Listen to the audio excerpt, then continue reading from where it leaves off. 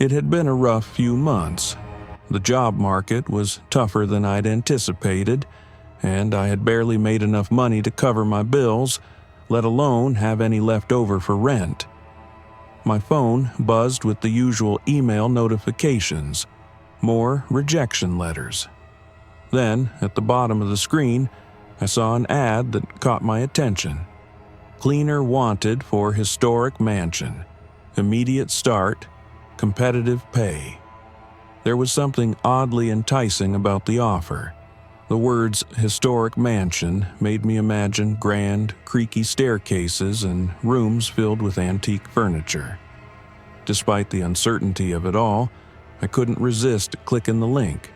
The website was simple, but the mansion looked magnificent in the pictures. Large windows, towering stone walls, and sprawling gardens that looked like something out of an old mystery novel.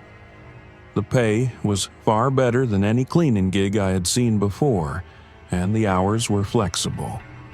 The ad said they were looking for someone to clean the entire mansion, which, based on the pictures, could take weeks. Still, the idea of working somewhere so grand sounded intriguing, maybe even a little glamorous. I submitted my application and within an hour received a call. "Hello, is this Emily?" The voice on the other end of the line was soft, yet had a certain crispness to it. "Yeah, this is Emily." I sat up straighter, a little startled. I was responding to the ad about the cleaning position at Hollow Manor. There was a brief pause. "Yes, well, we've reviewed your application and we believe you'd be a good fit. If you're still interested, we'd like you to start immediately." I was stunned for a moment. "Immediate? Sure, I can start right away. When can I come by?" "Tonight," she said firmly, her voice never wavering. "We'll provide the transport. Don't worry, we'll have everything ready for you. You'll be working for Mrs. Warren, the owner of the mansion. You'll meet her when you arrive." Tonight? My mind raced. I hadn't expected things to move so quickly, but this was the opportunity I'd been waiting for. "All right, I'll be there," I replied, my voice filled with both excitement and nerves. The call ended, and a strange unease settled over me. I brushed it off as nerves. This job could be a game changer. I quickly packed my bag and headed out, hoping I wouldn't regret this later. The drive to Hollow Manor was longer than expected. The mansion was located about an hour outside of town, tucked away in the hills. The sun was beginning to set as I made my way down a winding road, the trees growing taller and darker with every passing mile. The landscape grew more isolated, the houses fewer and farther apart. As the car headlights illuminated the dense trees on either side of the road, I couldn't help but feel a sense of foreboding. I shook off the sensation, trying to focus on the winding path ahead, but the hair on the back of my neck stood up. There was something about the place that felt ancient, as though it held secrets in its walls. Eventually, I pulled up to a large iron gate, creaking slightly in the wind.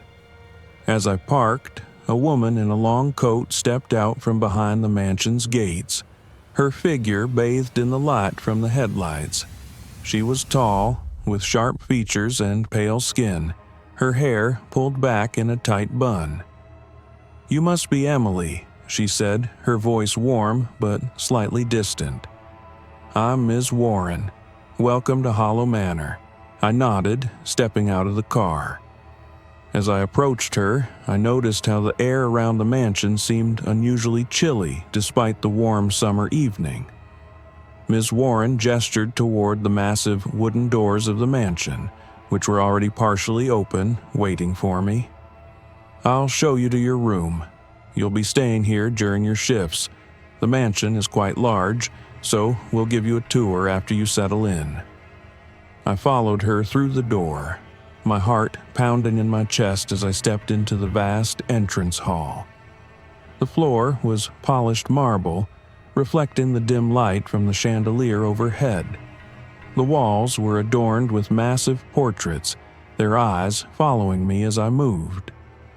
"Don't mind the portraits," Ms. Warren said, noticing my gaze. "The house is filled with family history, but I'm sure you'll get used to it." We moved through the hall, past grand staircases and tall windows that looked out into the overgrown gardens.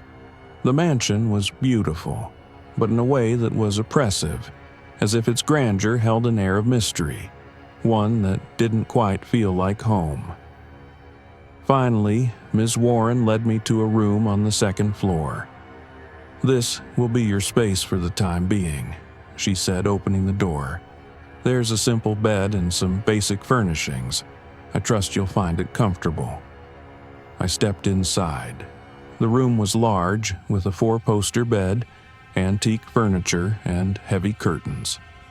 It was cozy, but there was an unmistakable sense of stillness, as though the room had been untouched for years.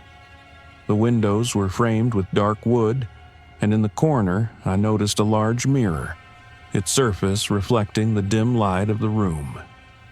"Thank you, Miss Warren," I said, trying to mask the feeling of unease that had begun to creep over me. I didn't know why, but something about the mirrors in this house made me feel watched.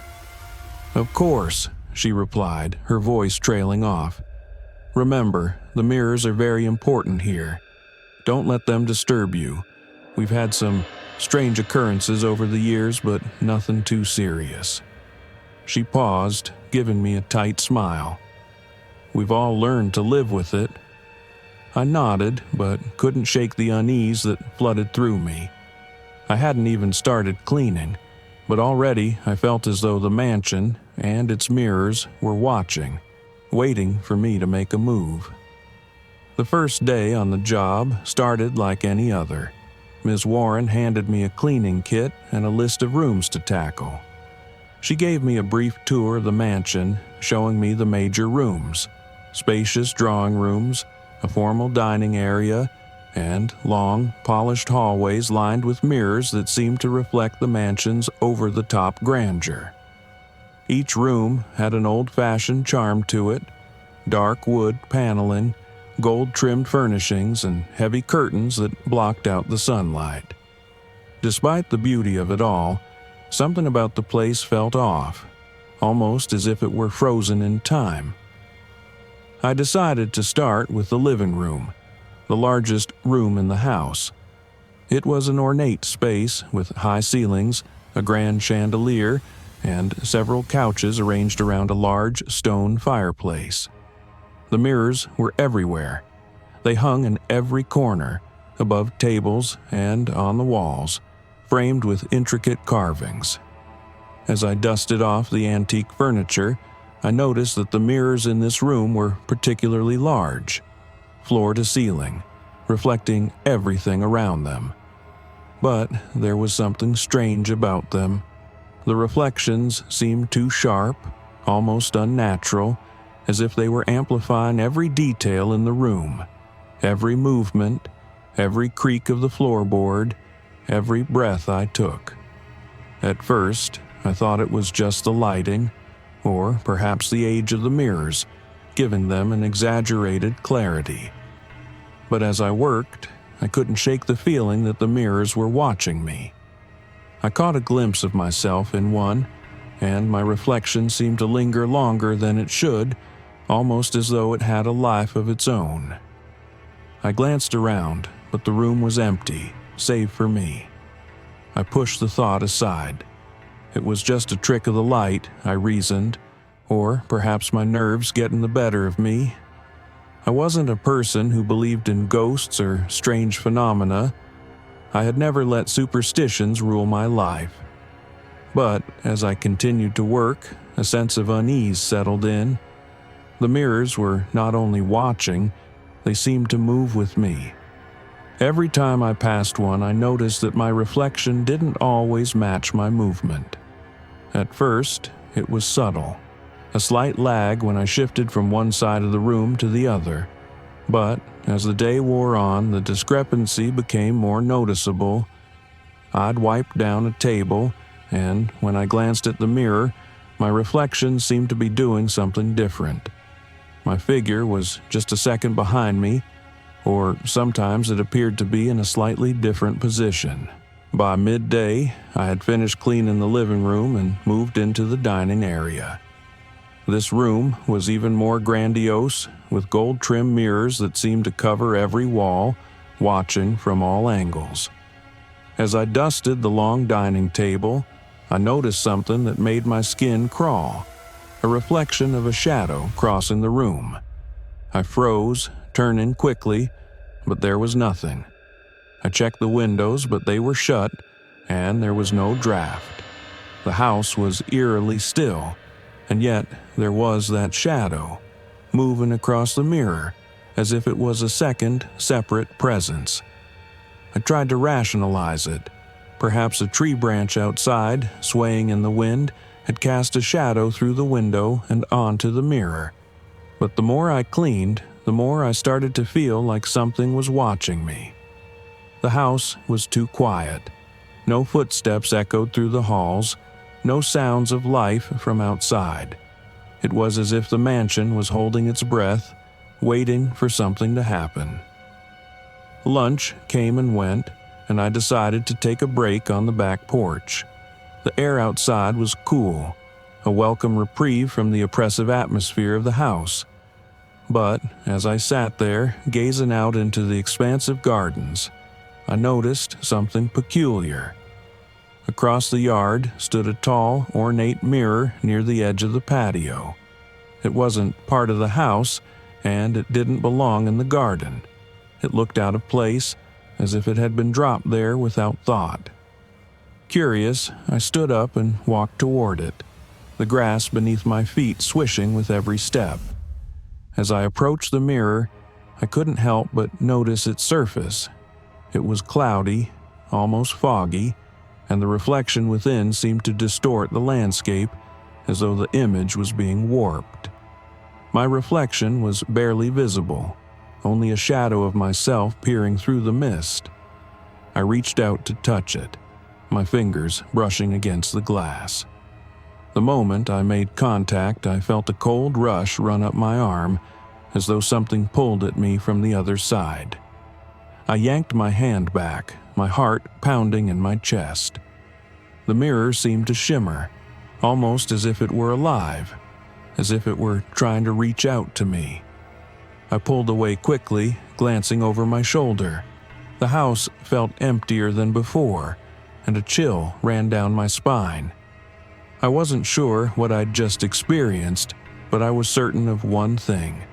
Something was terribly wrong with the mirrors.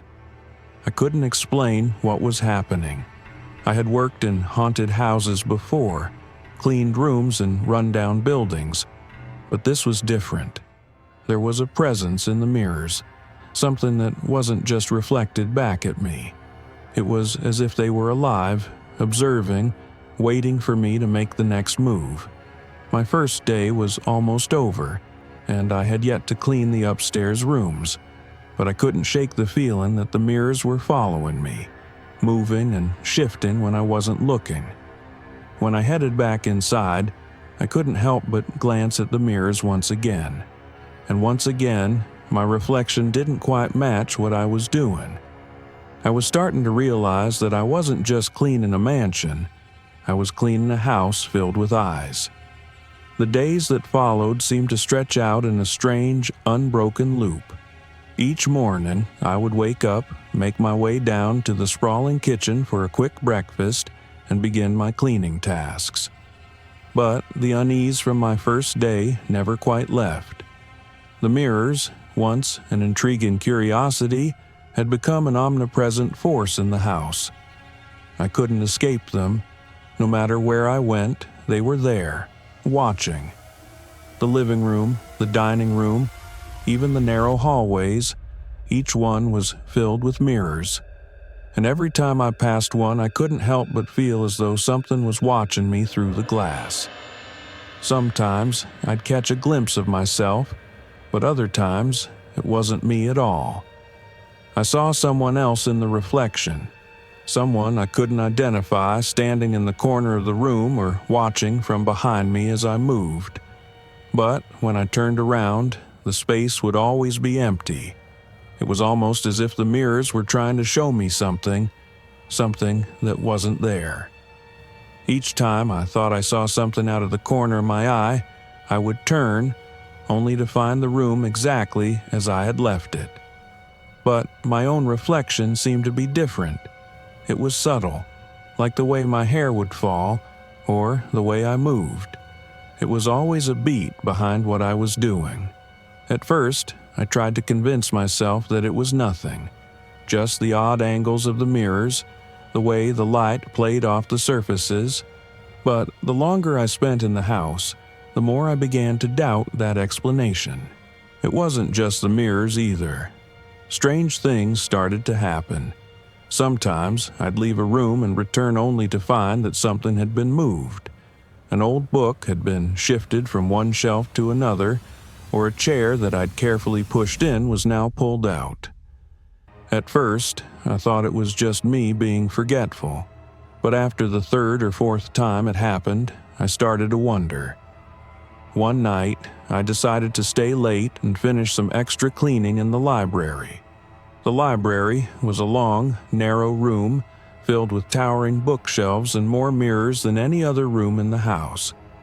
Floor-to-ceiling mirrors covered one entire wall, reflecting back the vast array of books and the heavy wooden furniture that filled the room. The air in here felt dense, as though the mirrors were pulling everything closer. As I dusted off the bookshelves, I couldn't help but glance at the wall of mirrors. For a moment, I thought I saw someone standing behind me in the reflection, a figure in a long, flowing dark cloak. But when I turned around, the room was empty. My heart began to race, but I tried to shake it off. There had to be an explanation. Maybe it was just the lighting, the way the shadows stretched across the room. But the feeling of being watched was growing stronger with every passing day. I continued with my work, trying to push the unsettling thoughts to the back of my mind. But as I approached the far end of the room, something caught my eye in one of the mirrors. It was faint at first, just a blur, but then it became clearer. There, in the reflection, was a woman standing just a few feet behind me.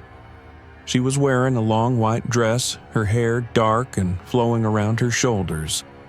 Her face was pale, almost ghostly, and her eyes were locked on mine. I whipped around, heart pounding, but the room was empty. There was no one behind me. I stood frozen for a moment, my mind racing. The image in the mirror had been so clear, so real. Who was she? Was it the woman I'd seen in the reflection the day before? Or was it someone else? Someone who had been trapped in the house, watching me through the mirrors. The silence in the room felt deafening now. The mirrors didn't seem like just reflective glass anymore. They seemed like portals, windows into something I couldn't see.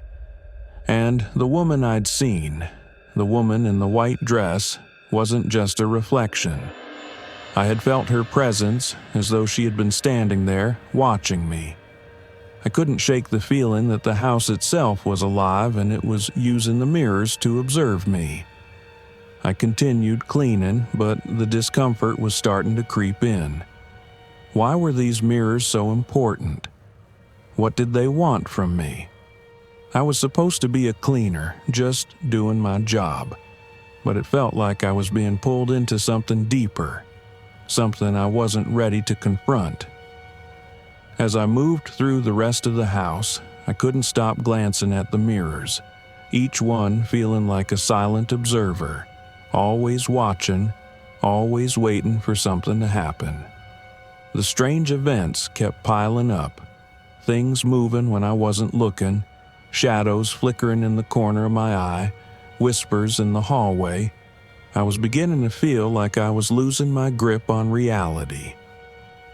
That night, after finishing my cleaning, I found myself standing in front of one of the large mirrors in the hallway. I hadn't meant to, but my gaze was drawn to it. As I stared into the reflection, I suddenly noticed something in the corner of the glass. Another shadowy figure. This time, it was standing still, just behind me, but when I turned, there was nothing. The figure was gone, and I was left with only the cold, empty reflection staring back at me. It was then that I realized I was no longer just cleaning the house.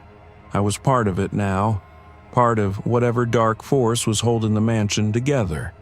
The mirrors weren't just reflections. They were windows into something else, something that was waiting for me to make a choice. And whatever I did next would determine if I was going to become a part of its endless cycle or if I could break free from the mansion's grasp. The feeling of unease hadn't left me since the first night I arrived at Hollow Manor. If anything, it had grown, deepened, until I felt like a cog in a machine, a part of the house's strange existence. The mirrors weren't just reflecting my actions. They were controlling them, trapping me in a loop of suspicion, fear, and curiosity. I couldn't shake the image of the woman I'd seen in the reflection, the one in the white dress. Her pale face, those empty eyes, and her silent presence watching me. There was something about her, something I couldn't put into words, but I knew I had to find out more. The next day, when I got a break from my cleaning duties, I decided to dig deeper. I couldn't ignore the growing feeling that the house had its own story, a dark one. I started with Mrs. Warren, but she had become more distant since the first day I'd arrived. She'd avoided eye contact and spoke less, as if she was purposefully keeping her distance. It wasn't that she was unkind, but there was a coldness to her now, like she was holding something back.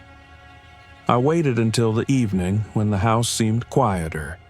The shadows in the mansion grew longer, and the oppressive atmosphere seemed to thicken as the sun set. I knew this was the moment to ask her about the history of the place, to find out what had really happened here.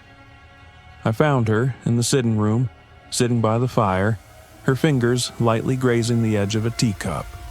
Her eyes were lost in thought, her face unreadable. When I approached, she looked up with a faint smile. "Emily, is everything all right?" I took a deep breath and sat across from her.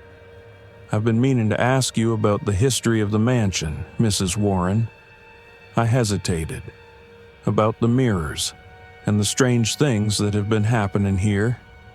She set the teacup down, her expression unchanged, but there was a flicker of something in her eyes. "You're starting to notice it, aren't you?" I nodded. "I've been seeing things, hearing things. I thought it was just my imagination, but..." I trailed off, unsure of how to continue. She let out a deep sigh, the kind that seemed to carry the weight of 100 years.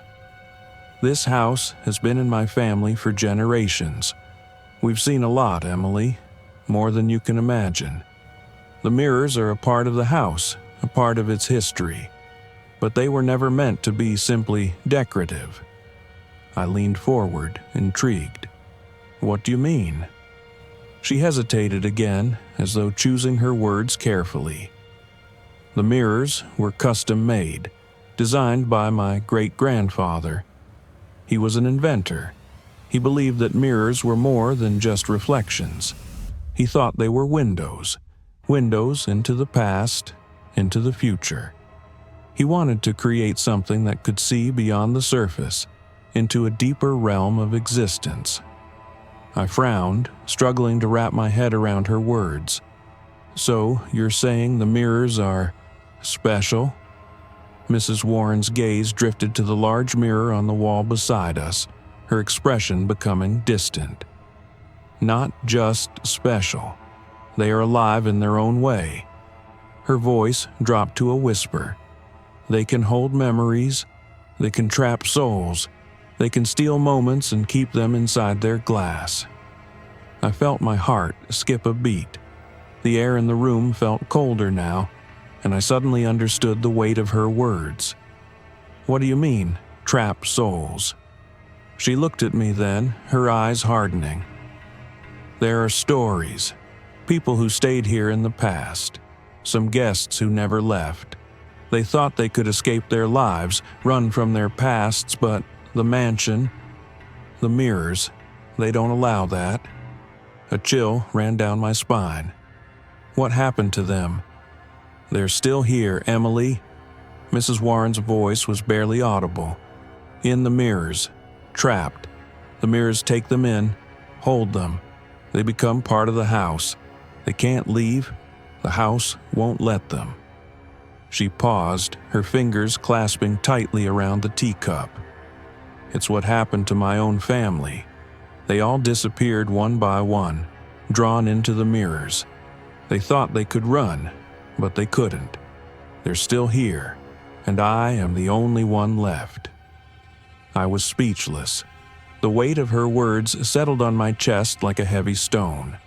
The guests, the ones I had seen in the mirrors, the ones who were always present, even when they weren't physically in the room, were trapped.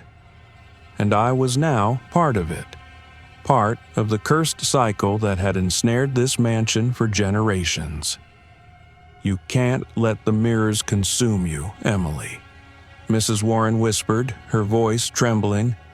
"The house will pull you in, like it has everyone else. It watches, waits for you to slip, for you to give in to its power. But if you do, if you let it, you'll be one of them, one of the lost." Her words struck me like a thunderclap, and I suddenly realized just how dangerous this mansion really was. It wasn't just a haunted house. It was a prison, a place where time bent and twisted, where reflections became reality, and those trapped inside the mirrors were condemned to remain there for eternity. I didn't know what to say. I didn't know what to do.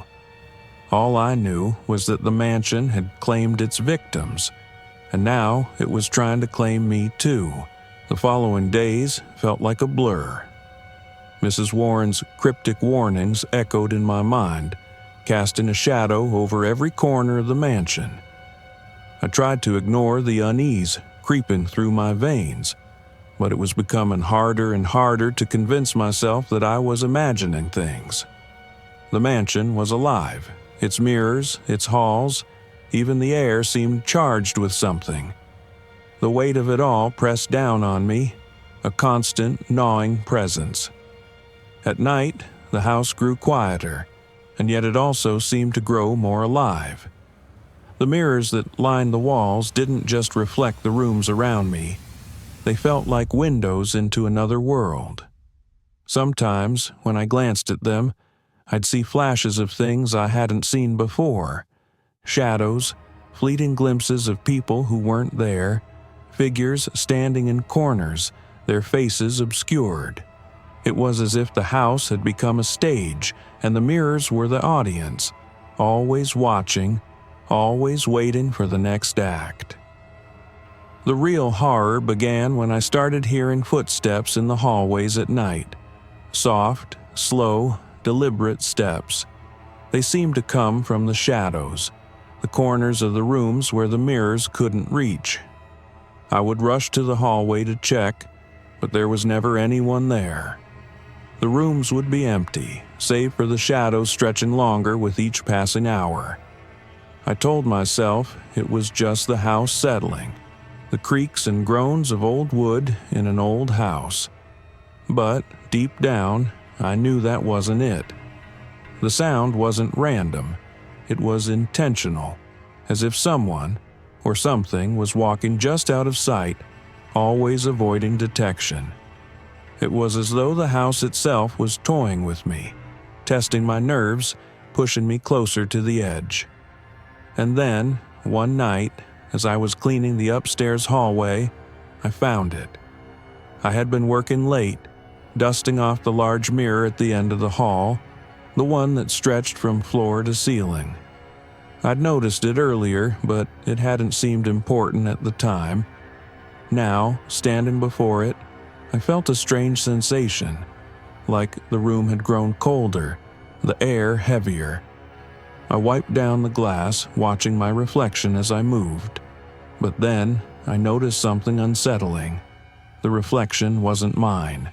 My face was twisted, distorted, almost as if it were morphing. My features didn't match the real me. They seemed too smooth, too lifeless. I blinked, trying to shake off the image, but the reflection didn't change. It stayed, staring back at me, the mouth moving, even though mine remained still. I stepped back, my heart racing. The figure in the mirror smiled, a cold, unnatural smile that stretched wider than I thought possible. It wasn't my smile. It wasn't even me anymore. The reflection had become something else, something dark and twisted. And as the smile grew, I could feel the pull, the suction, like it wanted to pull me into the glass, swallow me whole. I spun around, gasping for air, but when I turned back, the figure in the mirror was gone. I stared at my reflection, but it was just me again. Breathing, wide-eyed, confused. I wanted to believe that I had imagined it, that my fear had gotten the better of me. But deep down, I knew that I hadn't. I hadn't imagined the distorted face, the unnatural grin that had sent chills up my spine. For the rest of the night, I couldn't stop thinking about it. The mansion's mirrors were becoming more than just passive observers. They were active participants in whatever dark force haunted this house. I was no longer just cleaning the mansion. I was becoming a part of it, trapped in its endless cycle of reflection and distortion. That night, I stayed awake, the shadows in the corners of my room growing longer and more menacing. The whispers returned, soft at first, then louder, growing closer with every passing minute. They came from the mirrors, the walls, the very air itself. I could hear words, broken sentences, like a conversation happening just beyond my reach. But I couldn't make out the words, just the underlying urgency, the need to be heard. In the early hours of the morning, I couldn't take it anymore. I rushed down the hallway toward the library, desperate for answers. I needed to understand what was happening in this house, why the mirrors were so important, and why they were watching me.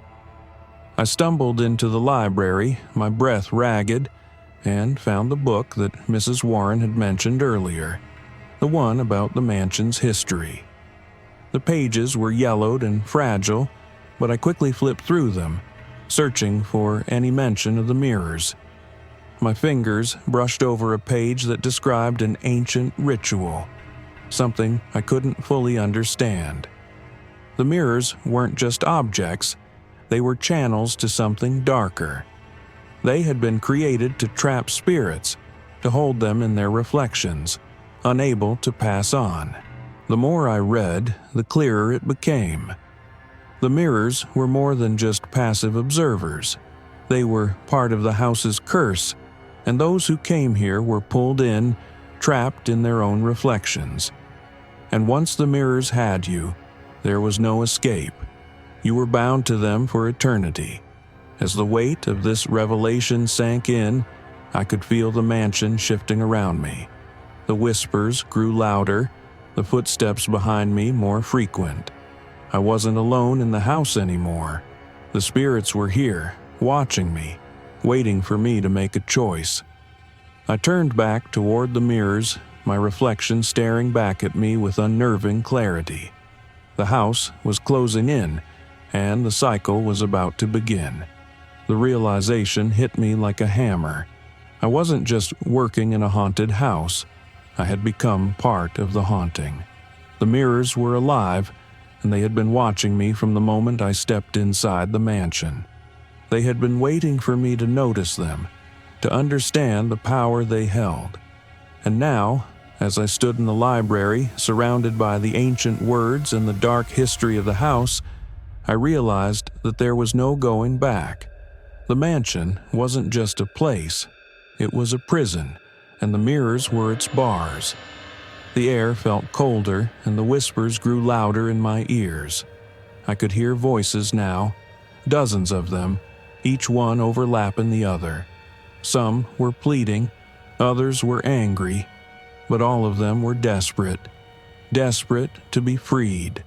I could feel their presence, each one of them trapped in the reflections, living out their lives over and over again, forever stuck in the mirrors.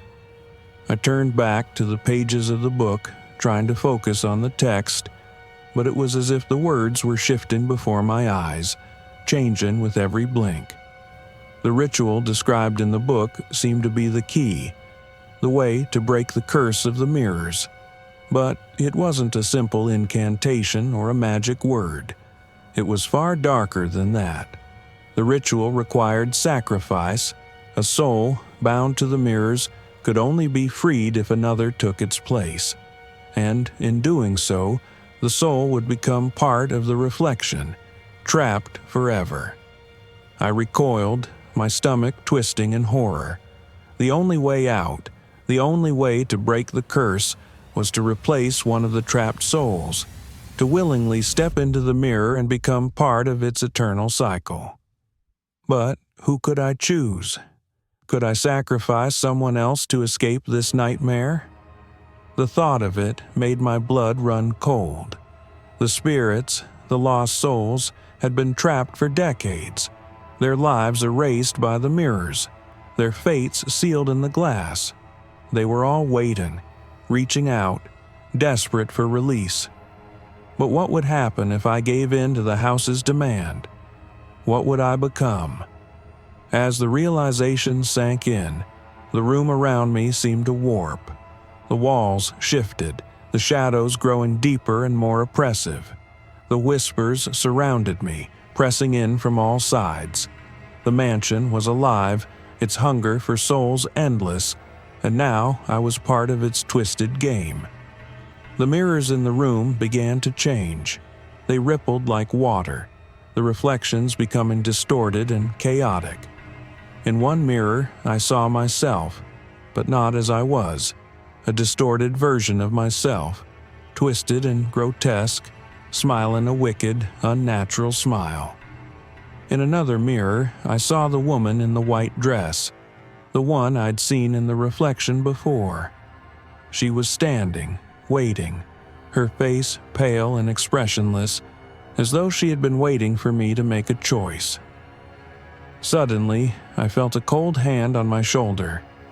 I spun around, but there was no one there. And yet, I could feel the presence behind me, the weight of it pressing down on me, suffocating me. "You've come to understand, haven't you?" The voice echoed, soft but deceptively calm, like a whisper that came from all directions at once. I turned back to the mirror, and the woman in white was now standing right behind me. But her face was no longer empty. Her eyes, once hollow and sad, now glowed with an eerie, unnatural light. She reached out a hand toward me, her fingers shaking, like she was begging for me to join her. "You can stay with us. You can be one of us." Her voice was soft but insistent, filled with a promise that made my heart skip a beat. It was the promise of freedom from the world outside, a world full of pain and uncertainty, a world where I was alone, desperate to escape. The house, the mirrors, had all but offered me peace. Peace in exchange for everything. I wanted to turn away, to refuse, but something inside me wavered. I thought of all the souls trapped in the mirrors, their endless existence, their suffering. I thought of the sacrifice required to free them, to end their torment. And in that moment, I felt an overwhelming urge to give in. I stepped closer to the mirror, drawn in by the reflection of the woman, the promise of freedom in her eyes. But then, I felt it, the pull. It wasn't just the house. It was the mirrors themselves, reaching out to me, drawing me into their endless grasp. I could feel myself changing, the world around me blurring, the reality slipping away. The woman in the white dress was smiling now, but it wasn't a kind smile. It was a triumphant smile. She knew what I was about to do. She knew I was about to give in. But just as I reached out, my fingers brushing the surface of the mirror, I felt a shock, a jolt of cold fear that snapped me out of my trance. The house trembled, the mirrors shuddering. I looked into the reflection, and for the first time I saw something different, something wrong. I wasn't alone in the reflection anymore. The figures trapped in the mirrors were reaching out, their faces twisted in agony. I saw them, all of them, trapped in the glass, the souls, and I realized the true cost of freedom. To break the cycle, I would have to become one of them, to replace someone else in the mirrors, to give up my very soul in exchange for an empty promise. The reflection in the mirror smiled once again, but this time it wasn't me smiling. It was the mansion itself, a reflection of its eternal hunger. I knew then what I had to do. I couldn't stay. I couldn't let the house claim me like it had claimed the others. I had to escape. But the mirrors had already begun to close in on me, trapping me in their grip. The mansion would never let me go.